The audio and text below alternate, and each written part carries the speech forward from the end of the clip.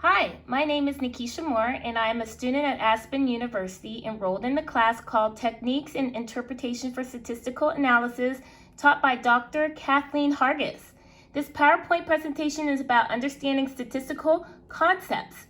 Ravid 2015 ascertains that there are three measures of central tendency in statistics called the mode, the median, and the mean.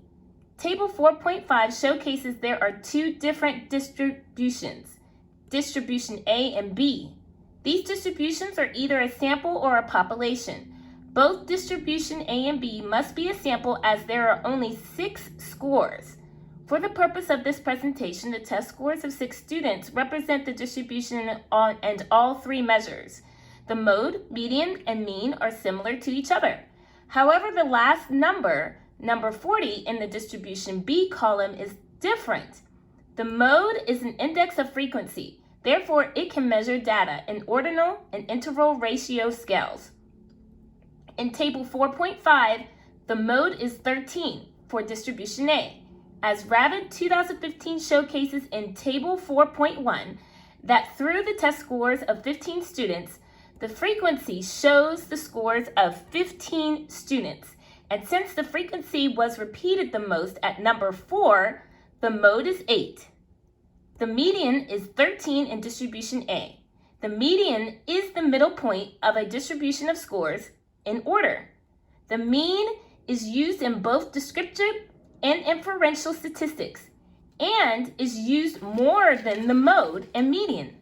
To calculate the mean, the researcher takes the sum of scores divided by the number of scores. The sum of scores, 10 plus 12 plus 13 plus 13 plus 15 plus 16 in Table 4.5 for distribution A is 79, divided by the number of scores, which is 6, 10 being one score, 12 being another score, and so on. 79 divided by 6 equals 13.7 as an estimate. The mean is the best measure for an estimate of an unknown value of any score in a distribution, which is a sample and population. It is important to note that a confidence interval is an estimate of the population, such as the mean. Confidence intervals is about understanding sampling and sampling error. A sample is part of a population that researchers is interested in. The researcher can only measure some of the population. There are 5 different types of sampling, such as simple, convenience, systematic, cluster, and stratified. Researchers are able to have a conclusion of the sample from the population, and this is called inference. When a researcher conducts research that showcases different populations of the same research, this method is called sampling error, or variation due to the sampling. Sampling error is usually the case. As mentioned earlier, a confidence interval is an estimate of the population, such as the mean.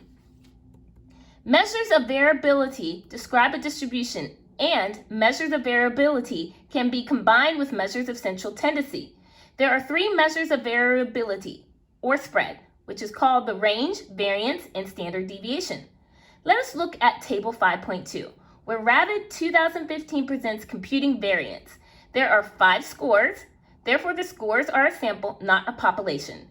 The sum of the score is 20. The range is 4. The range is concluded by subtracting the lowest score from the highest score in the distribution. To attain the deviation score of 2, the formula is x, which is the score, minus the mean, which is a line over the x. That's how the deviation score is 2. But to obtain the number 4, the researcher must square the deviation scores. To square the deviation score, the researcher must take the deviation score times 2. The variance is 2.5. How? The variance equals the sample variance, statistical symbol, which equals the squared deviation 10, divided by the number of scores minus 1, which is 4. The variance, which is 2.5, is higher than all the deviation scores. The variance also can be found in statistical tests such as the t-test and analysis of variance, NOVA. The standard deviation is the square root of the variance, 1.58. The normal curve is the same as a bell-shaped distribution. The variables in the normal curve are presented in bell shapes. The normal curve is a mathematical and a theoretical model for research and education. The frequency polygon is the height of the curve that represents the frequency graph that joins the middle top points. The graphic presentation is the normal curve.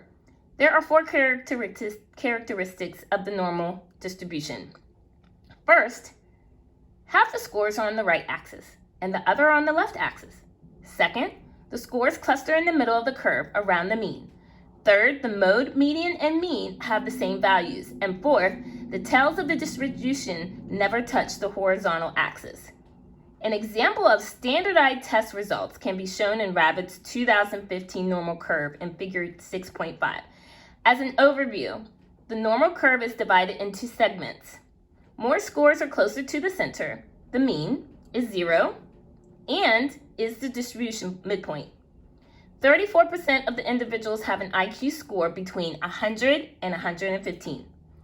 68% of the population has the IQ score between 85 and 115.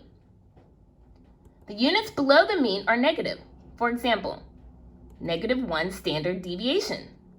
The units above the mean are positive. The normal curve describes, predicts, and estimates many types of variables. Skewed distribution is different than normal distribution.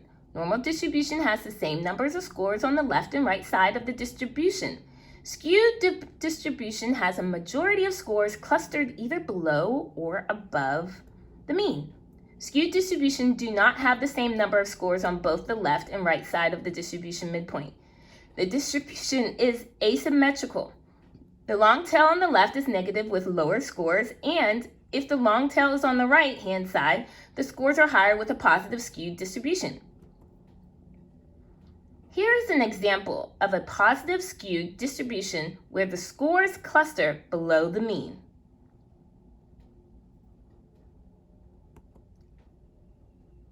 A histogram presents a bar format of a frequency distribution. Histograms are usually used for quantitative variables. Histograms would be the best graph to use for time intervals related to school. An example here shows the number of credit hours completed per student. Thank you for listening to a PowerPoint presentation on understanding statistical concepts. Have a good day, and once again, thank you.